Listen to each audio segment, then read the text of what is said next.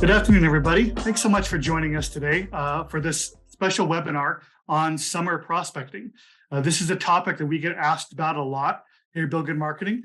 It's a topic that we've done a lot of research on, and we're really excited to share a few different, very simple, very doable strategies with you today that will help you with your summer prospecting. I was thinking about this topic the other day, and it came to mind a story that Bill Good once told me, and frankly, everyone here at Bill Good Marketing knows the story. It was about 30 years ago, maybe a little bit longer than that, when Bill Good, our founder, he was on the phone with a young and up-and-coming advisor named Ira, and he was calling Ira for some mundane reason, and Ira mentioned that he was doing another event. This was in July or August of that year. And, Bill remarked to Ira, man, another event, haven't you done like 7 or 8 of these in the last couple of weeks? Why are you doing so many of these events for your clients? And Ira responded that, he was doing it for his clients, but he was also doing it because this was his main form of prospecting. This was getting him a lot of new business. And Bill remarked that he had heard from a lot of different advisors how they weren't doing any prospecting during the summer. How more than one advisor was telling him, prospecting, it just doesn't work. People are gone, they're out of town on vacation. No one wants to think about finances. So, why bother? Let's just wait for the fall, wait for seminar season or what have you. Prospecting doesn't work. Bill related this story to Ira, that prospecting doesn't work. That's the word on the street. And Ira said simply, oh, I didn't know that. But I've been growing by leaps and bounds.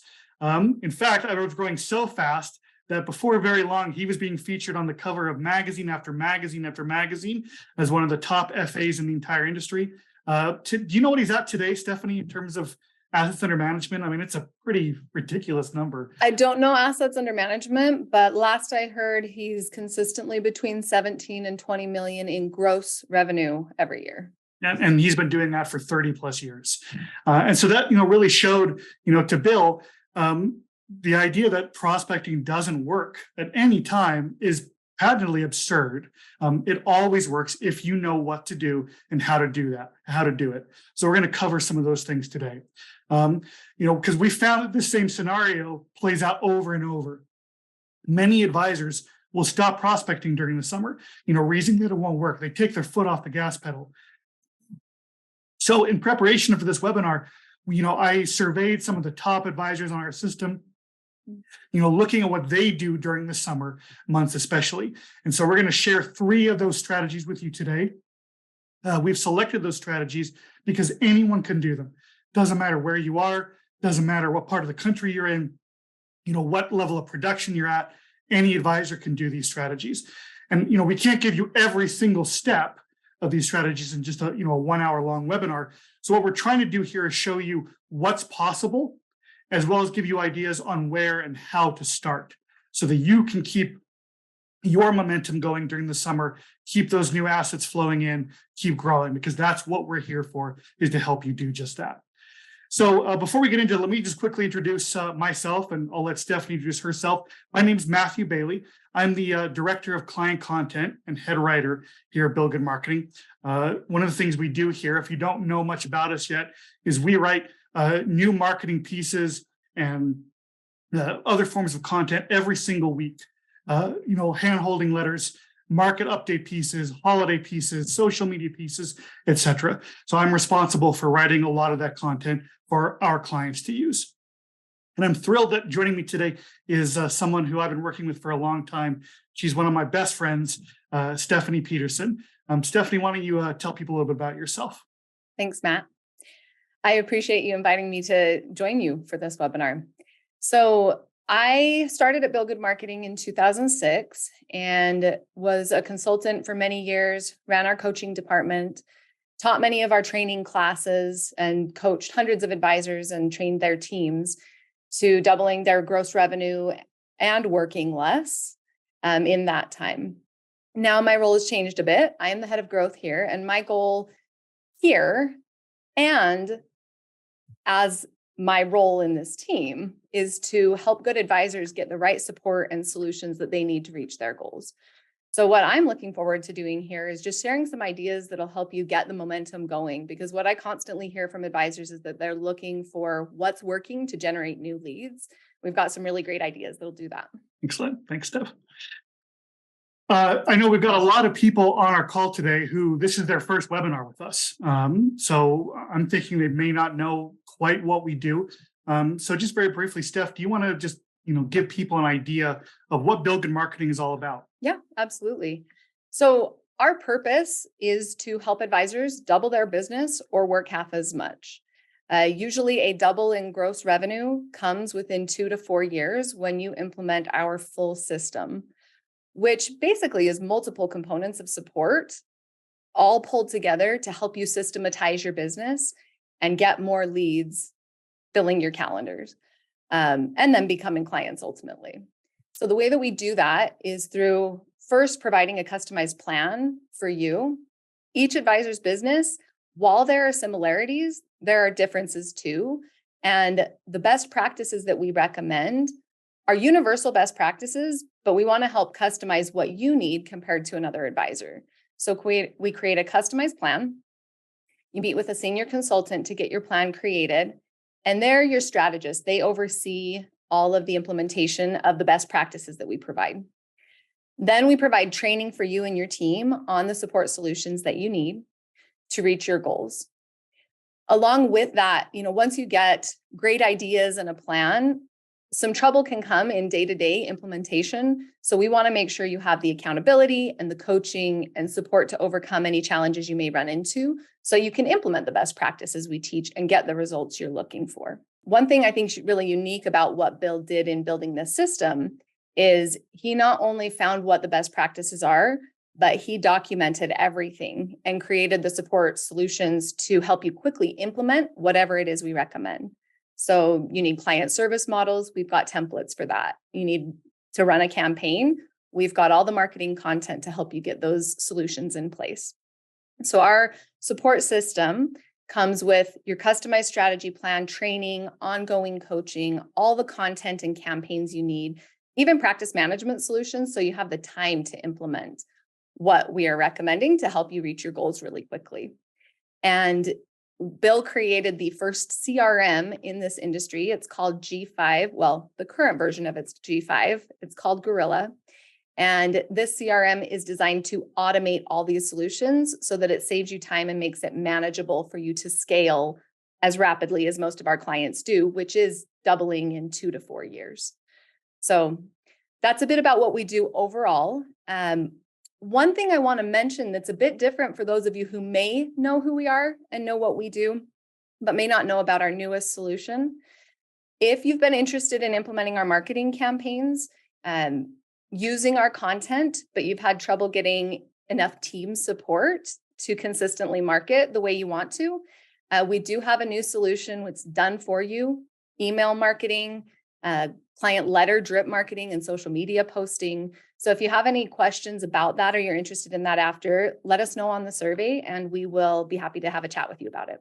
Now, Steph just mentioned the survey. As we always do on these webinars, we like to express our appreciation to you for giving us some of your time. So we prepared a special goodie bag that contains a few resources you can use just to get started on the strategies that you're going to learn about here today.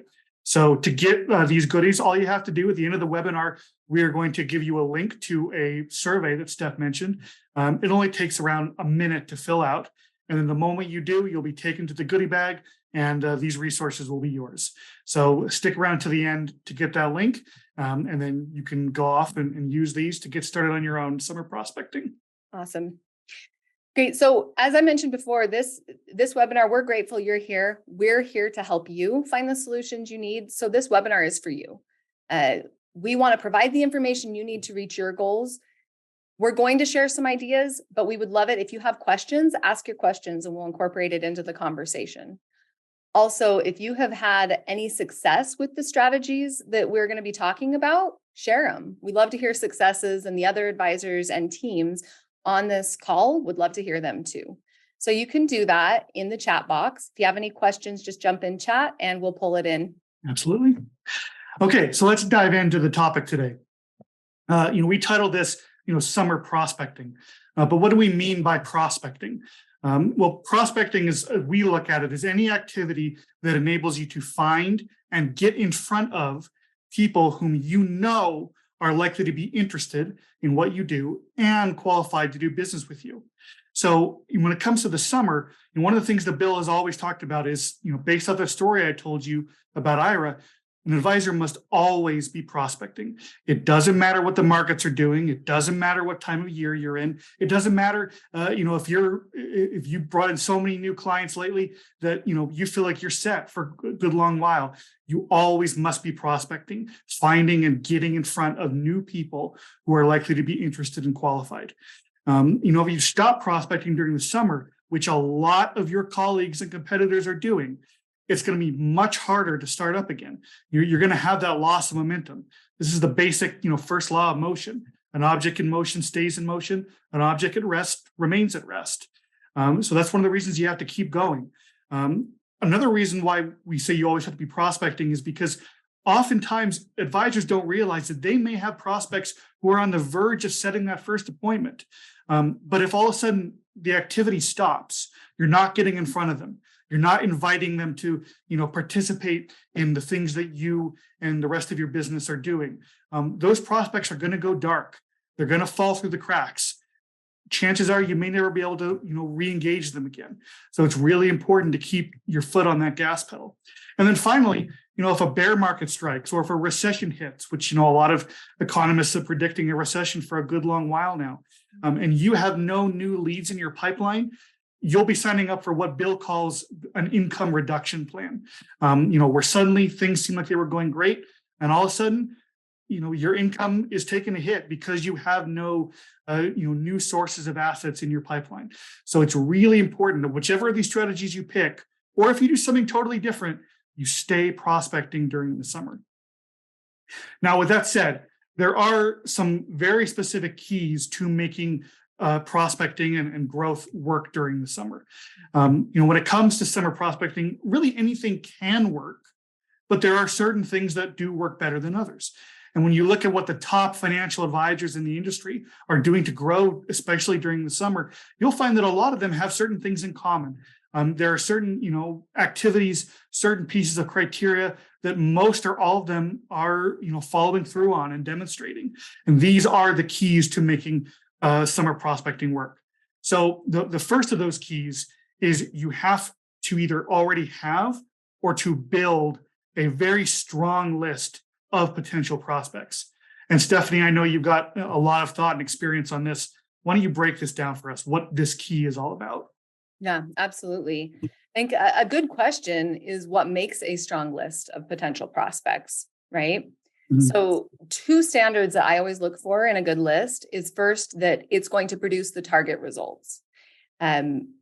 The list is the most important variable in any campaign that's going to have the biggest influence on every other aspect of the campaign you're running. It's basically, who are you working with that you want to have more of? Who are your ideal clients? And what criteria do they all have in common? That's the kind of list you want. You want people that look like your top clients. So we want to identify that type of list, make sure it's going to produce the target results, and that it'll generate a profitable response.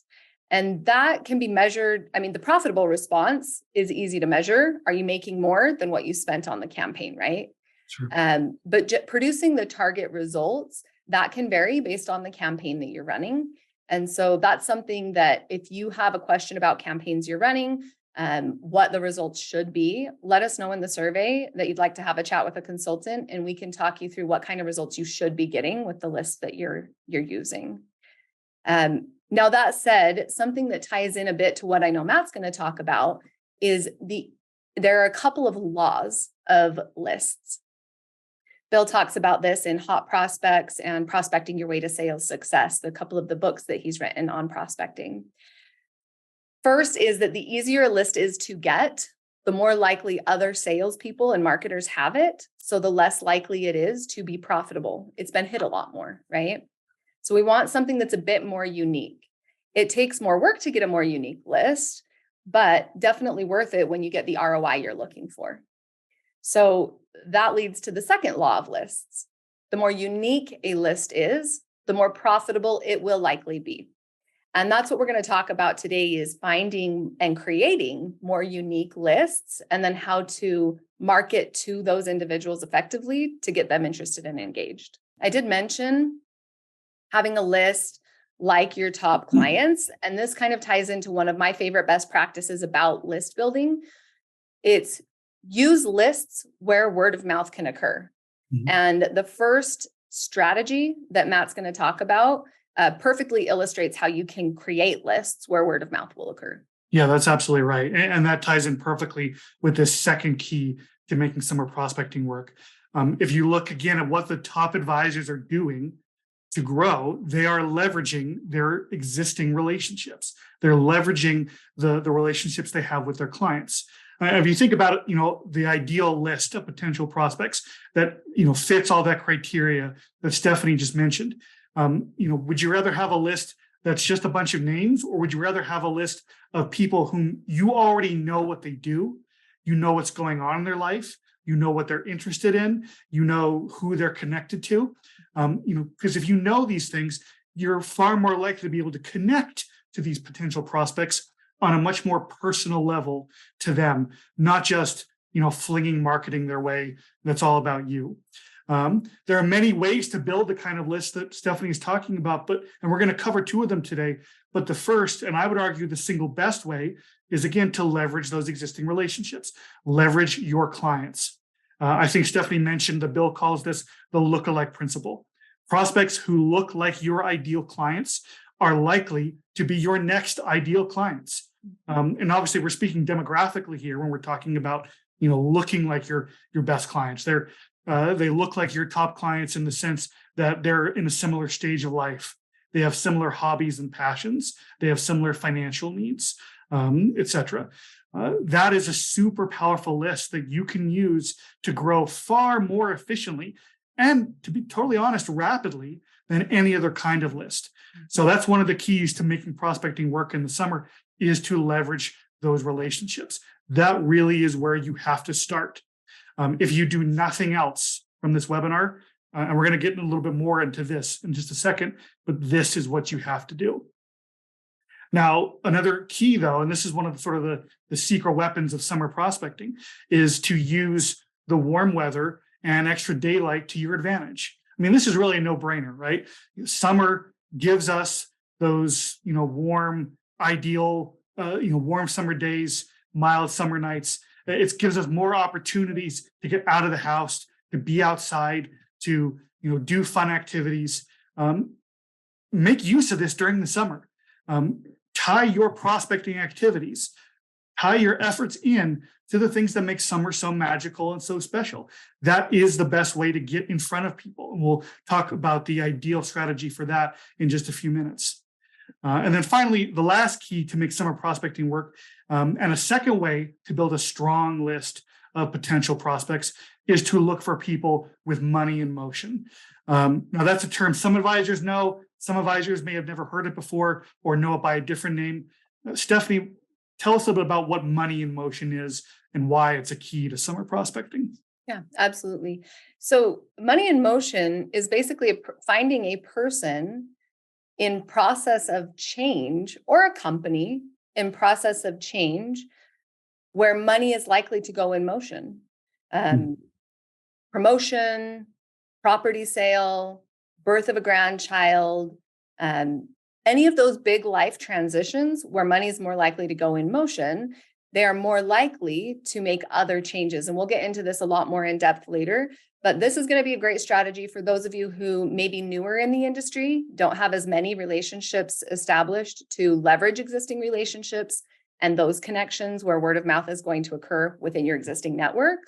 Money in motion is a strategy you can use to go out and generate new leads. No relationship, just get people who are in the process of transition. Yeah, that's a great point. I love what you said about this is especially ideal for newer advisors or advisors who are going through a major transition themselves. Mm-hmm. If you were to look at all the advisors who run the Bill Good Marketing system, many of the ones who are at the very top in terms of AUM We're talking advisors with anywhere from 500 million in assets to 2 billion in assets. A lot of them, they started by doing just that, looking for people with money in motion. And they added on other prospecting strategies from there. But I think it's a great point of how powerful this is for advisors who are just getting started. Okay, so we mentioned to make summer prospecting work, you have to have a strong list of potential prospects, a list on which word of mouth can occur. And one of the best ways to do that is to leverage your existing relationships. Now, Bill Good has coined a term for what we're talking about here. He calls it relationship mapping. Now, relationship mapping is the process of finding out who your clients know that you would like to know. And when it comes to who your clients know, what we're looking for is what Bill calls the 5 critical relationships. And you can see the 5 critical relationships on the screen. It's your client's parents. It's either their adult children and or beneficiaries. It's their siblings. It's extended family, cousins, aunts, uncles, etc. And then also, I'd argue most importantly, and I think a lot of advisors aren't thinking about this one, is people who share their same hobbies, passions, and interests. We're going to get into this in just a little bit as well. If you have clients who love to fish, you want to find out who they know who also loves to fish. If you have clients who are, they're spending every weekend on the golf course, chances are they're doing it with someone. Chances are the person they're doing it with would be an awesome prospect for you because they look very much like your ideal client. So relationship mapping is the process of learning who these people are. Because think for a second of how powerful a list would be if it contained your top clients, family members, their friends, their coworkers, and so on. People who are likely to be in similar walks of life with similar personalities and needs. Clients, or the chances are that these people on this list would love to do business with you. And chances are that you would love to do business with them. And that's especially true because you already have an in with them in the form of your existing clients. Someone who can refer you to these people, or better yet, introduce you to them personally. Now, there's a lot of different ways for you to do relationship mapping to find out who these critical relationships are among your clients, especially your top clients. But one of the simplest and most direct ways to do it is simply to ask in a non-solicitous manner. If a client ever brings up a family member during a conversation with you, ask more questions about that family member. How's their health? What are they up to? What do you do with them, etc. Or when you're speaking with clients over the phone or you're meeting with them in person, ask about your clients' hobbies and interests. Find out what it is that they're doing with their weekend, how they're spending their time. Because chances are, if you were to ask, your top client, hey, what are you doing this weekend? They might say, I'm going fishing this weekend. It's something I do every first and third weekends of the month. You ask a very simple question like, oh, well, do you like to fish alone? Or do you ever go with anyone? Chances are they're probably going to tell you, oh, I always go fishing with my good friend, Bob. We've been doing it ever since we went to college together. Well, bam, right there is someone who's probably a very strong potential prospect. So just asking these kinds of questions, always having your radar up and your antenna active to find out these relationships is honestly one of the simplest and best ways for you to build this ideal list of potential prospects that we're talking about. Stephanie, in your experience, what are some ways that advisors can do this, beyond what I just said? Well, I love what you said. I think that's the simplest. Next from there, make sure your team is fully aware of all the different type of information that they should be listening for, and that when they find it, they track it in a way that all of you can retrieve and use. So document it, get it in your CRM, and then you can run reports of who do your clients know that you want to get to know, and what are their hobbies and interests, so that when you're looking for an event or an opportunity for an introduction, you have that list to reference. Yeah, absolutely. And documenting in your CRM is definitely an underrated point to making sure you can actually leverage this information. So I want to give you guys some marching orders, some homework. Again, if you do nothing else from this webinar, I want you to do this. And this is coming straight from Bill Good himself. I want you to take your list of top 25 clients. the clients that you find, most valuable, either because they bring the most assets to the table or simply because you love working with them the most. And I want you to look down that list and I want you to try and ascertain two things. Which of those clients do you not know what their hobbies and interests are? You don't know how they spend their weekends. You don't know what they're doing during the summer months. Whichever those clients are, circle them and then make a point of finding out. And then second, look through your list of top clients and ask yourself, who do I not know what their 5 critical relationships are? Which of these clients do I not know who their parents are? Do I not know who their extended family are? That I don't know who they're spending their free and quality time with? And start finding out those relationships. You put those two things together, and right there you are off to a fantastic start when it comes to summer prospecting. It is the single best and most effective thing that you can do. Yep, do you agree with that, Stephanie? Yeah, I love that project. In fact, one client that I'm working with in Florida, it's a mother-daughter team, and we are going through that project right now. As we went through their top 25 list, they found that many of the top 25 are all religious and Baptist, and many of them are in the same congregation. And the daughter has a connection, a family connection with one of the heads of the pastor of their congregation, and is going to get introductions to the people she needs to, so she can now do presentations to that group. That only came up by going through this activity. And there were a few other niche market potentials that we can break into just from the top 25 list. So it's a great activity, and you'll get to do a lot of brainstorming and come up with some wonderful ideas to really launch your prospecting for the summer just by completing that first step. Right. Matt, I just wanted to mention we do have one question in chat. Okay. Paul is asking, what software except for Gorilla 5 would you be able to keep track info, like the hobbies, family relationships, Excel, Word, or other? What are your thoughts on that? So, when I first joined Bill Good Marketing 16 years ago, or roughly 16 years ago, I didn't come in as the head writer. I was fresh out of college. I needed a job. I came in to do what we call remote computer operations. And basically what I did was remotely, I made sure that our clients were logging information exactly like this into their CRM, primarily in Gorilla, but also in other CRMs as well, Redtail, a couple others, some which aren't around anymore, some which still are. Any CRM worth its salt should enable you to be able to track this information. If your CRM, I'm just going to be brutally honest here, if your CRM doesn't enable you to do this, or if you don't have one, talk to us about Gorilla 5. At least have that conversation, because any CRM that does this is going to make your life and your prospecting activities so much easier and more efficient. And G5 has been specifically created to do exactly this. That's my thoughts, and I'm sorry for the random sales pitch, but Stephanie, what do you think? No, I agree. Also, Paul, I know that you are doing coaching, so I'm going to mention to your coach, and we'll make sure she talks through how to best get the data tracked for you and helps you work through that. Perfect. Yeah.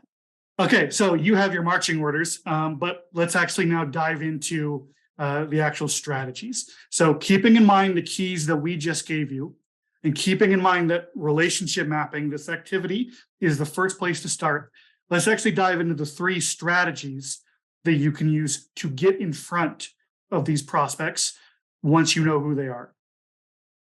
The first one, we call this birthday lunches. This is all based around a truism.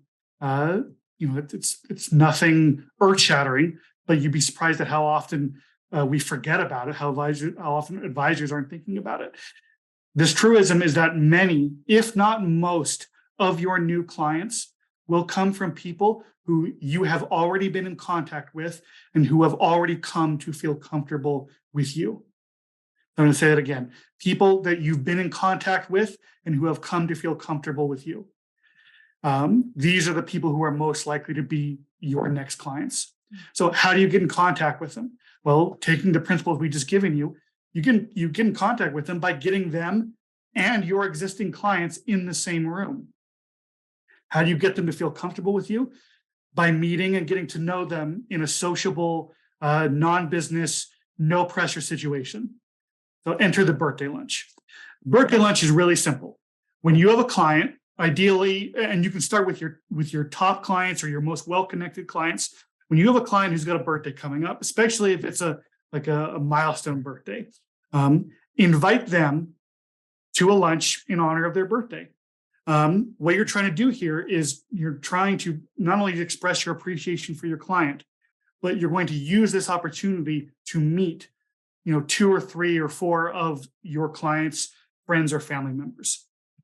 This is a really great way to get introductions to people that your clients know that you want to know. It deepens your relationship with your client. And we found that the average birthday lunch is worth, just when you start out, the average birthday lunch is worth somewhere between 100 and 200,000 in new assets. Now, for some of you who are, you're dealing with high net worth accounts, that may not sound like much, but if you're dealing with, clients who are at that high net worth level, then chances are these birthday lunches are going to yield a lot more. But if you're just starting out, even then you're going to be averaging around, 1 to 200K in new assets for these birthday lunches that you're doing. Now, we selected this one particularly because July through September are the months of the year that see the most birthdays. So chances are you've got some of your top clients who are celebrating birthdays coming up over the next few months. That makes this the perfect time to start. So let's break down how birthday lunches work. And Stephanie, you jump in, if you feel like I'm missing anything or if you want to emphasize anything. This is the birthday lunch process. You don't need to be scribbling this down. You don't need to take a screenshot or anything. We have the whole process in the goodie bag for you, like we mentioned at the end of this webinar. But basically it works like this. After you've done your homework, you've identified your top, 15, 20, 25 clients. You've identified who they know, who their critical relationships are. Choose 3 to 5 of them who have birthdays in the summer and for whom you've done relationship mapping.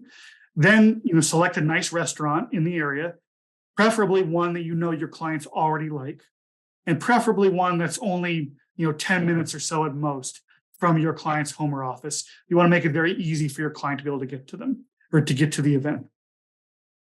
Now, the next phase is to schedule the event. And this is sort of the key thing. And we discovered this from a few advisors of ours, a few clients of ours who, realize that this is the optimal way to get clients to not only come to a birthday lunch, but to bring their friends and family along as well. When you're inviting the client to come to the lunch, don't actually call the client who is having a birthday. Instead, call their spouse or partner and let them know that you want to treat, let's say you have your client, Bob and Betty. Bob is having a birthday. So you call Betty and you let her know, hey, I know Bob, the big, 5-0 birthday is coming up for Bob. I really want to, treat him out to a nice lunch in his honor to celebrate with him. Would you guys be interested in going to have lunch at, such and such a restaurant in honor of his birthday? Chances are Betty's going to say, yeah, that's great. Bob would be so thrilled to go have lunch. Then you let Betty know, I would love to have lunch. It's the 3 of us, but let's do it one better. Why don't you guys invite, 2 or 3 of your closest friends and bring them along. Let's all have lunch together to toast Bob and talk about all the things we love about him, talk about all the things that annoy us about Bob. Let's toast him and roast him at the same time in honor of his birthday. It's all going to be my treat. Again, the chances are that Betty or whoever your client's spouse is going to be thrilled at this idea. Now you can go about this next step one of 2 ways. If you don't know who your client knows, if you don't know who Bob's closest friends or family members are, you can invite Betty to, think about who would be best to invite, and she can go and do it herself. That does work, but far more powerful is if you can actually plant the suggestion, use the relationship mapping to, tell Betty, in a very gentle, non-solicitous way, who she should bring along to Bob's birthday lunch. A little something like this. Betty, we could definitely have lunch just the 3 of us, but let's do it one better. I know Bob loves to go golfing, with Tom and Frank every weekend. Why don't you invite them along? I'd love to meet them. I know Bob would love to have them there. We'll all have lunch together. Betty invites Tom and Frank to come to the lunch. You all sit down. boom, you have just gotten an introduction to two potential prospects whom you'd probably love to do business with. Yep. Matt, I think that's a great point. And I think that ties into something that's really important to keep in mind for the birthday lunch procedure, as well as the additional events that I know you want to share more information about as well that work well during summer prospecting. The biggest considerations that advisors usually share with me regarding event marketing, especially marketing to your clients to bring guests to events. They'll say often that the same guests attend and there's no additional opportunities in with those relationships. It's the people they're already sole provider for. There's nothing else there. And those guests aren't bringing friends, or they are bringing friends who aren't qualified. That is the main reason that relationship mapping is so important. So you have that opportunity. Yeah, that's a terrific point. When we hear that objection, usually we just ask, have you done your relationship mapping? And 9 times out of 10, the answer is no. And that's why doing strategies like this doesn't work. But if you do your relationship mapping, we have 20 years of coaching hundreds of clients doing this that shows that it does. So we encourage you to do that as well. Yeah, thank you, Stephanie. That's a great point. Yeah, of course. So Real quick, one other question. Yeah, go ahead. In chat, Joseph asked, well, how did we find them? And this was a few minutes ago, so I'm not sure exactly what he was asking about. Joseph, if you can expand on your question a bit, we'd love to answer that. So thank you for the question, and we'll keep an eye out for expanding on that question. Okay, terrific. Thanks, Matt. Absolutely. So when you're at the event, this isn't really complicated. You're not giving a presentation here. You get one round table for everyone to, sit around and talk and toast Bob. The one key here is you do not talk about any financial topic unless you are asked about it. And even if you are asked, keep your answers very short, very simple. Let people know, I'd love to talk with you about that later if you like. I'd be thrilled to. Right now, I want to make this day all about Bob. That's going to impress your client. It's going to impress his guests. And it's going to make this be a really fun, really treasurable moment for your clients to enjoy. And then the final little trick you can do here is after you've had lunch with your client and they're the people that they brought with them, leave around 10 to 15 minutes early. Stand up and say, hey, I've got an important matter I got to take care of at the office, but I want you guys to stay as long as you want. Dessert's already been paid for. So enjoy each other's company. Bob, happy birthday. Thanks so much for everything. I've loved working with you over these years. And then you leave. I guarantee what will happen after that is your client and their friends are going to talk about you. Your client's going to brag about you. Your client's going to say what an amazing person you are, how grateful they are for you. And your client's friends or family, they're going to remember you. You have left an incredible first impression on them. And that incredible first impression, more often than not, leads to an incredible first appointment. And then finally, after the event, a couple of days later, call the client, thank them for coming out to lunch, ask them if they need anything. Chances are that your client will voluntarily tell you, hey, by the way, Tom was so thrilled to meet you the other day and was really impressed. And he needs a financial advisor. Why don't you give him a call? And even if that doesn't happen, you can ask your client, hey, can you give me the email address or the home address for whoever came? I'd love to send them a thank you letter, to express my appreciation for meeting them and for them coming out to this lunch. If they give you that, which chances are they will, you send them a thank you letter, you've laid another seed or planted another seed, for that future first appointment. What we found is that statistically, at least one guest at every birthday lunch will need a new financial advisor or is interested in, looking for a new financial advisor. And even those who maybe aren't immediately, they're going to remember you for a long time. Either way, put this all together. The birthday lunch is such a powerful way to deepen your relationship with your clients and get in front of new prospects. One of my personal favorites. I hope you guys give this a try. Do we have any questions about this before we move on? There's not a question about this. Joseph did clarify. He said, where will we find the qualified prospects, and referenced money in motion. So we'll definitely be getting more in depth in that in just a few moments. Okay, so that's birthday lunches. That's one strategy that you can try out, as soon as you've done that exercise that I told you about earlier. It's fun, it works. Go start doing it. It's awesome. But we can build off of this same concept. This, I gotta be honest, Stephanie, I think this is my favorite form of prospecting that there is. I mean, there's lots of different ways to do it. I love this one. And honestly, again, if you look at the top people on our system, the top advisors in the industry, so many of them are doing this. We call this client appreciation events. Now, if you've never done this before, you're not familiar with the idea. Client appreciation events, these are fun, non-financial activities designed to show your clients how much you care and appreciate them. A client appreciation event, it could be as simple as throwing a barbecue cookout in your local park and invite all your clients to attend. Or it can be as sophisticated as finding out which of your clients went to a specific college, then, doing the legwork and, calling every favor you have and arranging for these clients, to go behind the scenes, as it were, and meet the team's football coach. I once worked with an advisor who did exactly that. And there's a lot of, room in between these two extremes.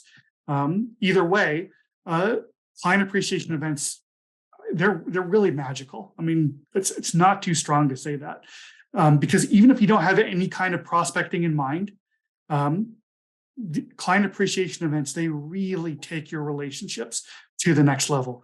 They really show your clients how much you care about them. And they're also a terrific way for clients to brag about you to your clients, friends, and to their friends and family.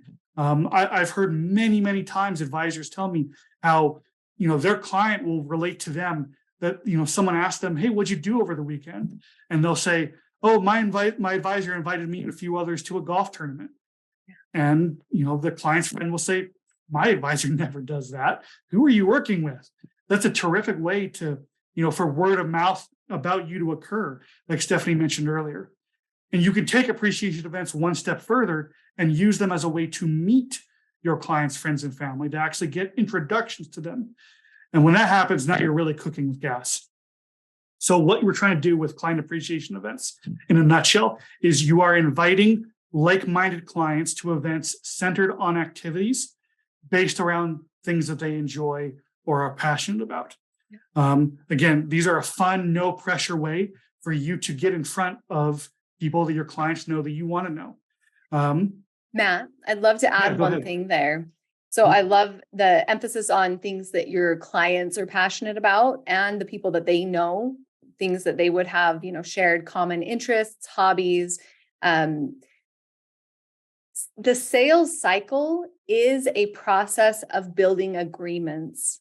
So you want to also think about things that you are extremely passionate about for a couple of reasons. One, that you are going to be more likely to do the event, enjoy it, have fun, and create another connection with those clients, right? You're going to keep doing it if you enjoy it. But if it is something that you are both passionate about, then you have a lot to discuss and you are building agreements, even though it's not about necessarily doing business directly. Appreciation events, when you have shared personal interests, that is a new agreement and you now have a deeper relationship, and it does further the sales cycle. So then you're meeting prospects that already have an agreement with you on something else that they are passionate about. Much more fun clients to work with, more fun prospecting. It's definitely my favorite form of prospecting too, for that reason. Yeah, that's a great point. I honestly hadn't even thought of that, Stephanie. So thank you for sharing that insight. That's awesome. Yeah, with appreciation events, many advisors on our system, they're routinely getting 1 to 2 new clients, for every 1 to 2 appreciation events that they hold. And that's not even to say all the future referrals they will get because of the goodwill they're building up at these events. And I mentioned one of the keys to summer prospecting was taking advantage of the warm weather and the longer daylight hours. That makes appreciation events, especially held outside, the perfect time to do this. So you're really, getting that particular key in place if you do appreciation events. Yeah. So let's break down how these work a little bit. Broadly speaking, there are 2 different types of appreciation events that you could hold. There are small events and there are large events. They each come with their own strengths and advantages. Small events, these are events that are organized around a very specific interest. Finding out who out of your top 50 clients, let's say, who loves to golf, who loves to fish, who loves gardening, who loves travel, who loves, jazz music. That's one of my passions. Finding out what your clients have in common that they absolutely adore, and hosting an event based around those passions for that very specific group of people. The advantage here is that the size of the event is small enough that you can really interact with both your clients and their guests. The optimum ratio we found for these kind of events is around 3 client couples to 2 prospect couples. But whatever ratio you're using, this is a good chance for you to really get to know your clients' friends and family. And I'll explain how in just a second. The other advantage of small events is you can do a lot of them throughout the year and a lot of them throughout the summer. On the other hand, you have big events. So these are events that are geared for your entire book or for huge swaths of your book. The advantage here is that because it's a much larger audience, there are more opportunities for sheer volume of new introductions. And it also requires less relationship mapping. You don't have to know as much who your clients know to get people to bring guests to these types of events. On the other hand, often does require more logistical planning, and sometimes it does involve a bigger budget. And a lot of advisors we found only have the budget to do around 1 to 2 of these a year. But a lot of advisors will combine these two. What we're going to do in the next few minutes is focus mainly on small events, because I think that's the easiest way to get started, especially during the summer. And it follows the most off of the relationship mapping activities that we've already outlined. Now, So Matt, as you're transitioning into this, I just wanted to say, if you have attended or hosted any events that are really successful, that you loved, you have anything that you want to share about this, I'm sure that as Matt goes through this, they'll come to mind. Post them in the chat. We would love to hear about what ideas you have about event marketing, the successes you've had. It can definitely help other advisors get good ideas too. So we'll share those after Matt shares his ideas and what we've heard from others. Absolutely. Okay, so here's the process in a nutshell. When you're planning the event, all you have to do is you've done your relationship mapping. So you choose 6 to 10 clients. Doesn't even have to be that many, actually. But you choose a few clients whom you all know share the same hobby or passion. Next, you're going to book a local venue or an instructor, or whatever relates to that passion, whatever activity relates to it. You're going to plan the activity around that. I'm going to give you some ideas in just a minute. But as an example, a golf tournament at your local golf range for your clients who love golfing. You book out a shooting range for your clients who are, gun enthusiasts. Clients who love to paint. You hire a local, artist or, instructor to come and give a masterclass on painting, for your clients who love that kind of a thing. Now, to get clients to come to the event, you're going to send each one a written invitation inviting them to it. You also want to follow that up with a phone call to invite them to the event. But the key thing here is, if you've done your relationship mapping, you encourage each client, when you're speaking with them, to bring the specific friend or family member that they share this passion or hobby with. Again, we'll use golf as the example. Your friend Betty, she loves to golf, and she loves to golf with her sister and with her neighbor down the street.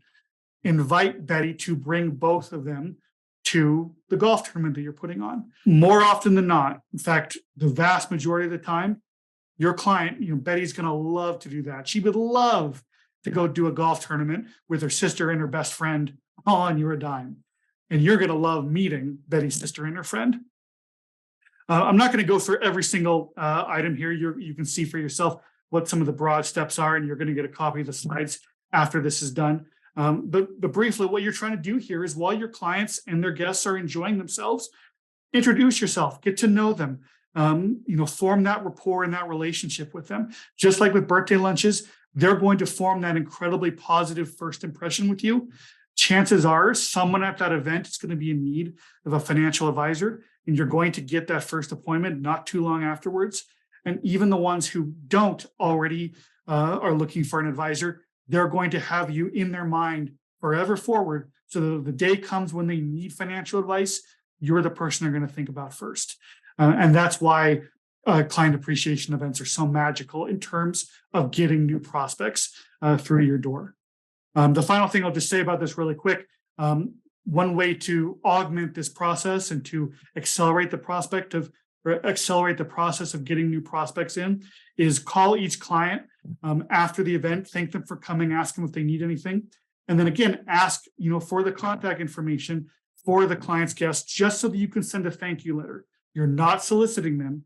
You're just sending them a thank you letter, or you could even send pictures of the event if you took pictures of the client and their guests at the event. You're sending the pictures afterwards so that they can have it afterwards. Either way, you're establishing that connection. You're planting that seed. It's a really simple, really basic, but very effective way of reminding your clients' guests who you are, what you do, so that they think of you when they need financial advice. Stephanie, anything else on appreciation events that I've missed, or you think we really need to make sure that we've told people about? Actually, I want to share, Pat shared an idea. He says that if you're in a coastal state, deep sea fishing charter, they're going to remember catching the king of the ocean, and it was possible because of you. I think that's awesome. Yeah. And one thing I want to emphasize there is that memorable life moment. Matt's talking about sending thank you letters and a copy of the pictures that you took. That is a perfect opportunity to take a picture. It's something they're going to show everyone, and they will think of it every time they see that picture. And they'll talk about you when they talk about those events. With appreciation events, one thing that I love that Ira emphasized, like Ira Walker, you were talking about him before and all his success with event marketing. He would always do something that the client could not easily do on their own. And he was working with high net worth, ultra high net worth investors. They could all go to the box suite at a game, but what they couldn't do was go down on the field and get a ball signed by Derek Jeter. Right. Those are also the types of things that you need to think about when doing event marketing, because you want to help make it an event that they can't miss. They're so excited they can't miss out on that. So those are just a few ideas. Yeah, that's terrific. Let's see. Rob also said, talked to a client last week and they were going to the Billy Joel and Stevie Nicks concert in Nashville. They are 71. Never would have pictured them there. That is a great thing to put in for relationship mapping. Yeah. And again, when you find this information and you actually use it, you're showing to your client that you listen. You're showing to your client, how much you're paying attention to them and how much you care about them. Another thing that will happen with these, Stephanie mentioned that, your client will talk about you. Your client and their guests, if you send them pictures after the event, they're going to post it on social media. And your name is going to be spread around social media on Facebook or whatever, and people are going to see it and your name is going to spread. Again, that's that word of mouth idea that Stephanie mentioned. So, there's so many different ways that these kinds of appreciation events, can work to get you new business, both in the near future and even in the far future as well. Yeah, absolutely. I love the ideas that Pat shared and Stephanie just shared. I want to give you a couple other ones. There are so many possibilities. And in the goodie bag, we've actually provided a list of 10 of the most popular and effective small group targeted client appreciation event ideas. But I want to just show you a couple. This is one that one of our clients, her name is Barbara Hudak. She's one of our top clients. She's in Pennsylvania, that she does every year. She knows all of her clients, especially her women clients who love shooting. So every year she invites specifically those clients to come, bring their friends, and they book out a whole shooting range and they have a great afternoon where all of them are shooting at targets. They're having a great time talking, getting to know each other. Her clients love this, and she always gets new business from it. So this is one, you see here a picture from her latest. You see an example of the invitation that she does. Barbara Hudak's one of the top event marketers that we've ever met. This is one of her top events, is booking out the shooting range. I love the joy on her face. You can tell how much fun she had. That woman definitely shared that with her friends. Absolutely. Yeah. Another one. This is two of our, I know at least two of our clients who do this, and I'm sure a lot more do. Our client, Ed Blumenthal, he's He's one of the biggest producers on our system. He does this. Chris Rich in Wyoming, or not Wyoming, Wisconsin. He does this. They have a lot of clients who love Star Wars. And because of the relationship mapping, they know who all their clients are who are huge Star Wars fans, and they know who they know that also love Star Wars. So whenever a new Star Wars movie comes out, they book out a theater. They invite their clients who love Star Wars. Those clients bring out their children, their grandchildren, their extended family, their friends, and they all watch the latest Star Wars movie together. This is a super powerful way for Ed and Chris to get to know a lot of people. And new Star Wars stuff comes out every year, it seems like. So there's lots of opportunities to do this. You can do this kind of thing with new Marvel movies. You can do it. The possibilities are endless. But I love all the invitations that Ed and Chris do whenever there's a new Star Wars movie that they send out. I think it's so cool. Yeah. The last couple ideas I'll just share with you, and then we're going to move on to the third and final strategy. This is Lee Davis in Colorado. He does this. Lee Davis is one of the best advisors we know at getting referrals and introductions. In fact, last I heard, he was averaging something like 80 new referrals introductions every single year. And he's a master at doing these small targeted events. Here you see two different types. I mentioned the golf tournament idea a couple times. That's something Lee loves to do. He puts on a semi-annual golf tournament for the golf enthusiasts in his book and for their friends. And he always is meeting new people as a result of that. And then another thing he does is a number of his clients, he found out they love motorcycles. So he got them together, and every year they do a motorcycle trip where, they're going up and down, Colorado or what have you on their motorcycles and having a wonderful time together. Again, he's meeting lots of new people that look just like his top clients every time he does this. And these are two events that work especially well in the summer. So if you have clients who love golfing, clients who love motorcycles, etc., that shows you how this kind of summer prospecting method is so incredibly powerful. Yeah, absolutely. Okay, I've talked enough. I want to hear more from Stephanie. And I know I've thrown a lot of stuff at you in a short time. So let's move on to our last strategy that works in the summer. This is the aforementioned money in motion. Stephanie, I'm going to turn it over to you for you to break this down for us. Okay, awesome. So I want to just first mention time. I know we just have a few minutes left on the hour that we normally would spend on a webinar. I will get through as much as I can in that time. And it may be that money in motion is a topic we should do a longer webinar on for just prospecting for new leads. That said, let's get through as much as we can right now, and then we'll see where to go from there. So money in motion, finding people in process of change. Bill first wrote about the importance of this principle in 1986 when he published Prospecting Your Way to Sales Success. Basically, the change principle is, other things being equal, a person or company in process of change finds additional change easier to make.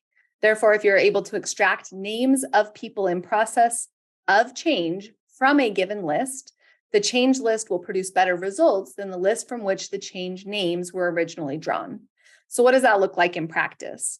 Well, basically, an example could be, let's say you're in Virginia, the headquarters of Boeing are there. You get a list of all the Boeing employees, right? Mm-hmm. If you were to then be able to identify those who had recently had promotions at Boeing, that's going to be a more profitable list. When those individuals are going through that life change, they are more likely to think about all the other aspects of their finances that they haven't handled and make changes all around.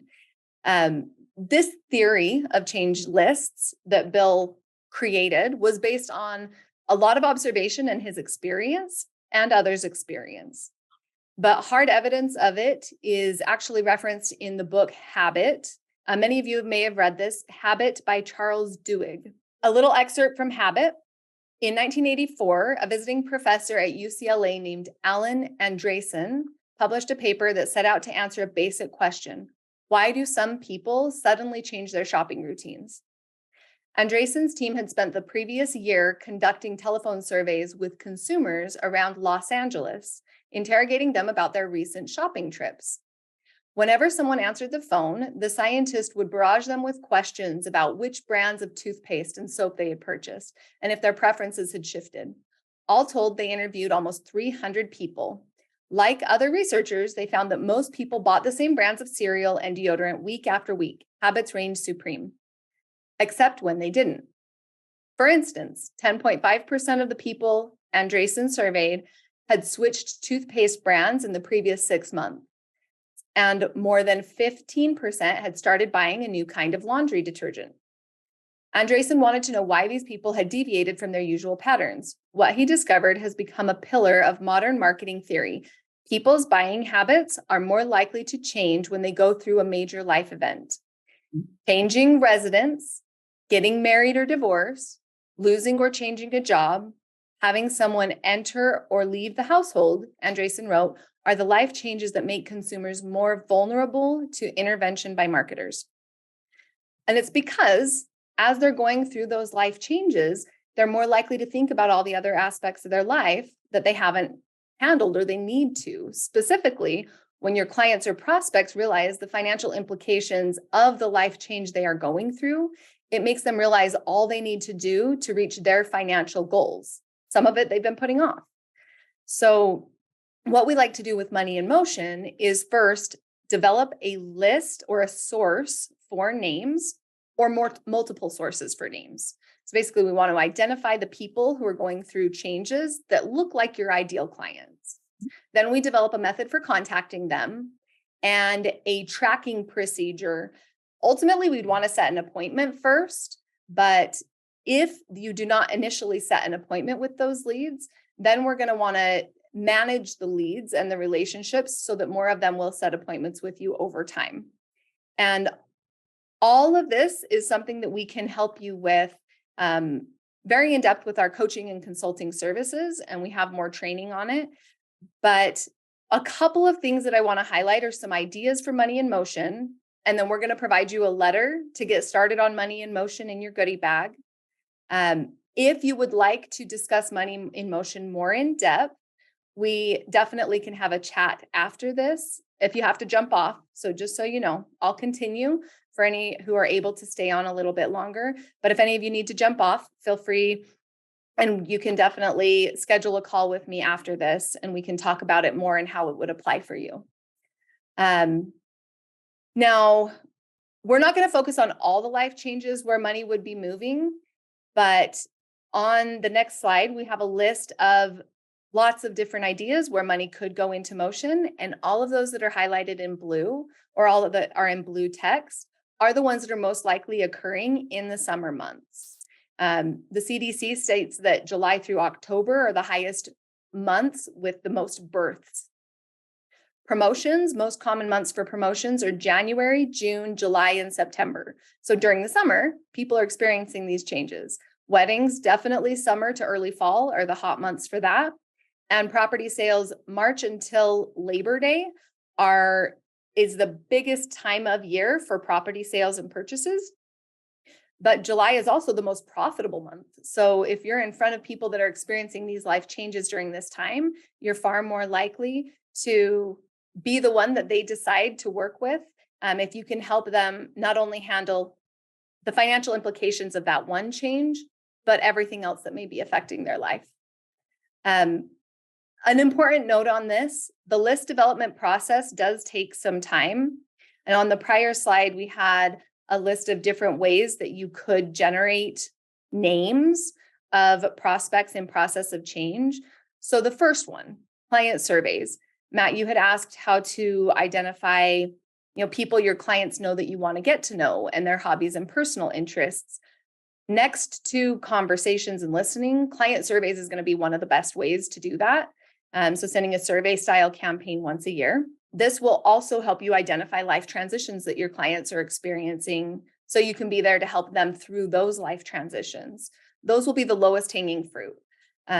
Now, that said, if you need to generate new leads, you don't have enough existing relationships, and you need to generate new leads, Google Alerts and LinkedIn are going to be a couple of the key strategies or key areas I would look to identify people with money in motion or in process of change. Basically, what a Google Alert is you can set a Google search criteria to give you an email notification or an alert whenever a news article is posted or something is updated on the web that indicates a life change or something that you want to look for. So for example, going back to Boeing, you can specifically set search criteria looking at the Boeing website anytime promotions are announced. Or you can set Google Alerts to give you notifications when there's a press release announced about a major promotion or somebody newly being appointed to a C-suite position. That's going to be one of the best ways to get more of those qualified prospects that you were asking about, Joseph. That's going to jump in really quick. Yeah. I didn't know you were going to mention Boeing as an example. It's honestly a little eerie because my sister-in-law, found her financial advisor when she got promoted at Boeing. Oh, interesting. So yeah, I can speak from family experience how that works.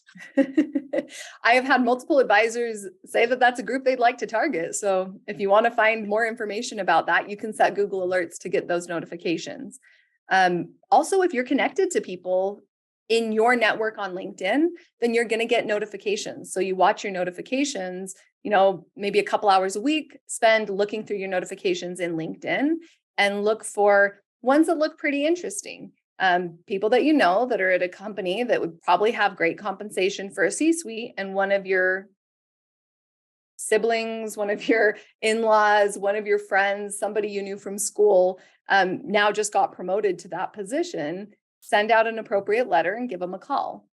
That's really what the contact part is, which is the second part of the strategy. So first, you're identifying people in process of change, and then you want to contact them. In writing is very effective. We've seen, while I hear that letters could be old school, not as many people are doing letter marketing right now. So it has a great impact and it's not as saturated. Send them a letter acknowledging the change in their life and letting them know if they need any help or have any questions, you'd be happy to help them. You can send that message through email or a direct message on LinkedIn, for example, but basically get a message in front of them offering your help and letting them know that you know some things about helping people through those life transitions. This list development process can take some time. So that said, it's not typically an advisor building these lists. Perhaps it's a marketing manager, a computer operations specialist, even. You have someone managing your database and they're sharp with technology. Teach them what to look for in setting up these Google Alerts or mining data from LinkedIn. It could even be your relationship manager spending a few hours a week trying to mine for these change names. What you see on the screen is a sample of a letter for one of these life transitions. This is for a property sale. There's also one for promotion, which that's the one we're including in the goodie basket. So if you stay till after, fill out the survey, you'll get the goodie basket and we'll include a letter to send. And you can use this as an actual letter or modify it and send a direct message through LinkedIn. This last one, it's decision time. This is for promotion. So you can get a quick glimpse of, this one is for a position change. This is if somebody changes jobs. So you're basically saying it's decision time. Do I leave my money with my former employer? Do I roll it over? I think this one, a job change, is going to be one of the most appealing because of that retirement rollover opportunity. So definitely set some Google Alerts to identify some of those position changes, not just within the same company, but moving companies. Okay. Now, once you reach out, so you've developed the list of contacts that you want to reach out to, you reach out to them. I would call after you send the initial letter. And if you don't set the appointment right away, make sure you continue to follow up with them, nurture the relationships, drip on them. If you need help with that, we can help you with our full system support with all of the drip marketing content provided for you. Or if you don't have a team member to help you with that, we also have the done for you solution called Presence, and we can manage your email and drip marketing so you convert more of those leads over time.